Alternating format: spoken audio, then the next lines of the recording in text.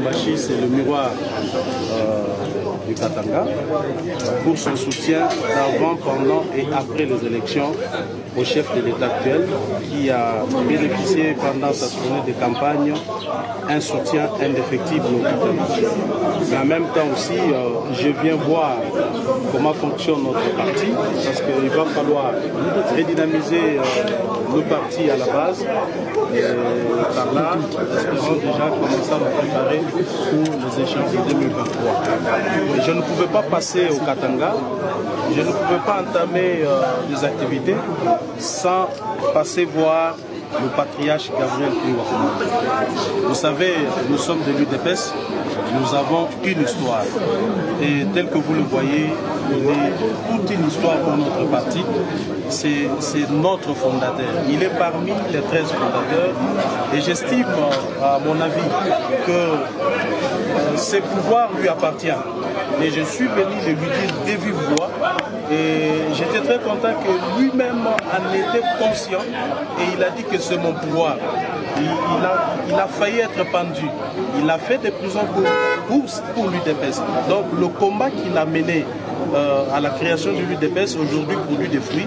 C'est tout à fait logique que le patriarche Gabriel Koulibaly n'ait pas de choix que de soutenir le pouvoir pour lequel il a souffert. Donc ici, à l'issue de notre entretien, je peux vous dire que je suis plus que satisfait parce que le pouvoir de Félix Tshisekedi Antoine est en train de se renforcer, le rang est en train de gonfler avec de grosses pointures qui vont l'accompagner pendant tous ces moments. Et par rapport au malaise qui se sent dans la famille UDPS? Madame, il n'y a pas de malaise au sein de l'UDPS. Parce que nous entendons les nous avons tout simplement, le parti a été victime de trahison de la part de ses élus, mais ce n'est pas tous les élus. Je prends l'exemple de Lubumba, du duo Katanga, où nous avions 4 députés provinciaux, mais notre candidat sénateur a récolté 5 voix. Donc nos quatre grands électeurs ont voté pour notre liste et ils ont tout fait pour amener une autre voie. Ce qui s'est passé hier, c'est vrai, c'est catastrophique. C'est un désastre parce que quand vous avez vos élus, ces élus doivent se rendre compte que le pouvoir est assis sur leur action. Donc ce sont les élus qui renforcent le pouvoir. Et ils ont été non seulement inconscients, mais aussi corrompus. C'est comme ça que nous avons pris la ferme résolution de les traduire en justice pour corruption, parce que l'acte posé par eux est motivé par la corruption. Rien ne peut expliquer qu'un député élu ne puisse pas voter sa liste. Et pourtant, il est obligé. Et surtout qu'il a été sensibilisé, qu'il a été mobilisé pour ça.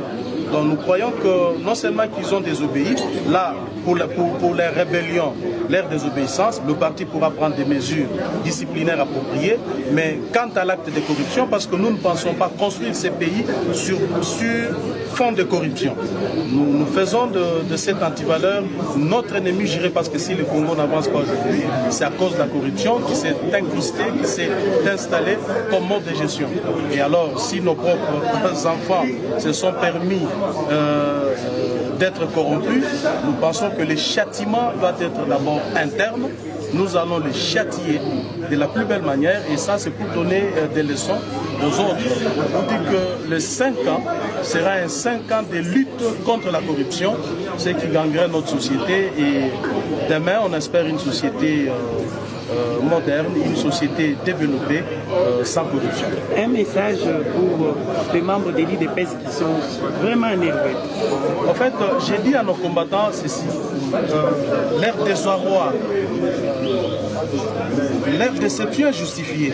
Parce que je comprends moi-même qui suis en même temps aussi combattant, la déception que j'éprouve, j'estime que c'est celle que nos combattants éprouvent. Parce que nous sommes tous liés par une même conviction, par une même éducation politique.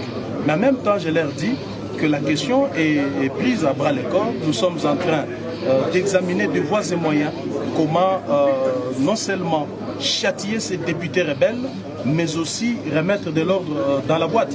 Donc qu'ils se calment, qu'ils ne s'attaquent pas au bien public, qu'ils ne s'attaquent pas à des privés, La question est interne, nous allons la régler à l'interne.